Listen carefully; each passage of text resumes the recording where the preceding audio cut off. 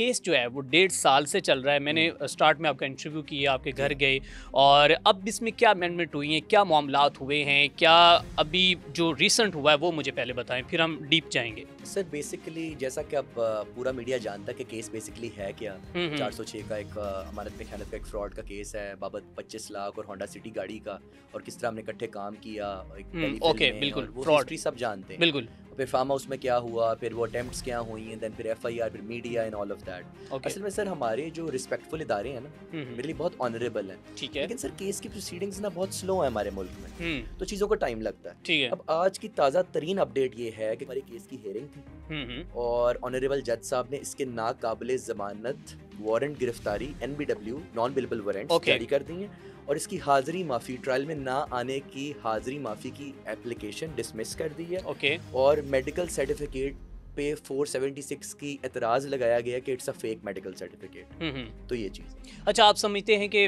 वो fake medical बनवाती रही? बिल्कुल समझता नहीं रहा, मैंने फोरेंसिक से प्रूव किया कोर्ट। ठीक है।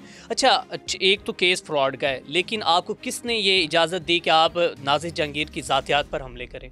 ज़ातियात इन अ सेंस सर, मैं समझा नहीं ज़ातियात क्या होता है। आप ज़ातियात यूँ उनका, मैं ये कहना चाहता हूँ, आप कहते रहें कि वो मुझे जो कि उसके साथ आप सोना चाहते थे, या आप उसके साथ जो है इस तरह के आपके मैसेज थे, या फिर उसके बाद आपने उसको डिफेम करने के लिए पूरी कोशिश की। आपने कहा कि ये सिर्फ फ्रॉड के लिए आई थी और इसने मुझे चूना लगाया। लेकिन जो उनकी स्टेटमेंट है वो भी मेरे पास लिखी हुई है। नाज़िर जहांगीर कहती है कि ये सिर्फ जो है फेम गेम है और ये मेरी वजह से मशहूर हुआ। अगर आज इसको कुछ लोग जानते हैं तो वो मेरी वजह से जानते हैं, और आज इसने मेरे जो है वो पाँव काटना शुरू कर दिए।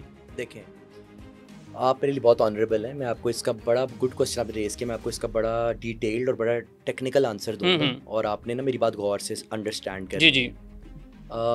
बेसिकली मुझे ना फेम किसी के कंधे पे लेने की ज़रूरत नहीं है। ठीक है। मेरा बैकग्राउंड जद्दी पुश्ती कारोबारी है। ठीक है। मैंने लंदन से डिग्रीज अपनी की हुई हैं और मैं 26 कंट्रीज़ ट्रैवल की हुई। अच्छा। तो अल्हम्दुलिल्लाह पैसे और सोशल ताल्लुकात और फेम की मुझे कमी नहीं है। रही बात कि कहती है कि मेरे कंधों पे फेम लिया है, तो बात तो ये है कि मेरे साथ तो फ्रॉड किया, मेरे पे तो तशद्दुद किया, मैं तो ठीक चल रहा था, मुझसे आगे से बदमाशियाँ की। तो अगर कानून में दोनों पब्लिक फिगर्स थे और केस अगर मीडिया ने हाईलाइट कर दिया, तो मैंने तो अपनी इंसाफ के लिए आवाज़ उठाई, किसी गलत इंटेंशन के लिए तो नहीं उठाई। और आपकी सेकंड बात पे आते हैं कि जी सोने वाली जो बातें हैं, तो सर मैंने उम्रा करवाया था, आई treated her like my family member. मतलब मैं उससे मेरे साथ मकफ़ाते अमल किया, ठीक है ना, मैंने अच्छा किया, उसने बुरा किया, तो उसको अल्लाह पाक की तरफ से अगर आपने इतना कुछ किया तो यकीनन जो आपके भी मुफादात होंगे, आप अदरवाइज ऐसे तो आप किसी को भी जो है वो बात ये है, बिल्कुल इंसान के माइंड में बातें आती हैं कि इसके भी मुफाद होंगे, ये किस लिए कर रहा था। बिल्कुल सर जब आप एज में कम होते हो ना और आप इतने मेच्योर नहीं होते, जैसे हम 24 years old and she is 35 plus, तो जब आप किसी को as a mentor, as a senior artist, as a very good friend trust करते हो ना, सर हमारे कितने दोस्त होते हैं और हमारे कितने पेट्स होते हैं घर में जिनके बगैर हमारा जिंदगी गुजारना नामुमकिन होता है। तो आपका नाज़िर जहांगीर के बगैर जिंदगी गुजारना नामुमकिन था? नहीं sir, I am talking on a general basis. मैं नाज़िर जहांगीर की बात ही नहीं कर रहा। ठीक है, ओके। सर बात ये है ना कि इंसान अटैच हो जाता है, इमोशनली अटैच हो जाता है, और फिर इंसान का वक्त गुजरा होता है, इंसान को नहीं पता चलता। तो कुछ वैसा ही मेरे साथ हुआ। अब उसमें आप ये चीज़ें तो ना डालें कि नाज़ेबा ताल्लुकात और फिजिकल ही हुआ होगा। तो अब आपस की बात है सर, कुछ सोनम बाजवा तो नहीं थी, कोई इतनी बड़ी अदाकारा तो नहीं थी कि मैं पागल हो जाता, ठीक है ना, या मुझे को कमी लड़कियों की। और दूसरी चीज़ सर कि ऐसी एक्टिविटीज़ करनी हो तो फिर तो इंसान के पास बहुत से मामलात होते हैं, बहुत से जो है ना क्या उसको बोलेंगे, वो ऑप्शंस अवेलेबल होते हैं। तो फिर क्या इंसान ऐसी एक्टिविटीज़ को मंजर आम पे लाके अपने आप को ही बदनाम करेगा? और बिल्कुल मुझे तो आप एक कारोबारी करोड़ों खर्च कर देगा बड़े घर सिर्फ के आप एक इस चीज़ के लिए। आप एक मुझे बड़े घर के चश्मो चिराग लग रहे हैं, मतलब आपका बैकग्राउंड जो है, और आई थिंक आप अपना बिजनेस भी जो है उसे रन कर रहे होंगे। अच्छा, कितने सालों से बिजनेस रन कर रहे हैं? सर बेसिकली उस बात पे आने से पहले मैं आपकी लास्ट बात को कंक्लूड करूंगा कि उसके आपने ज़ातियात पे सवाल रेज करना शुरू कर दिए। सर मोहसिन अब्बास हैदर केस और फातिमा सोहेल केस में भी अरेस्ट हुई थी 3 साल पहले, हिस्ट्री फिर से रिपीट हुई 3 साल बाद।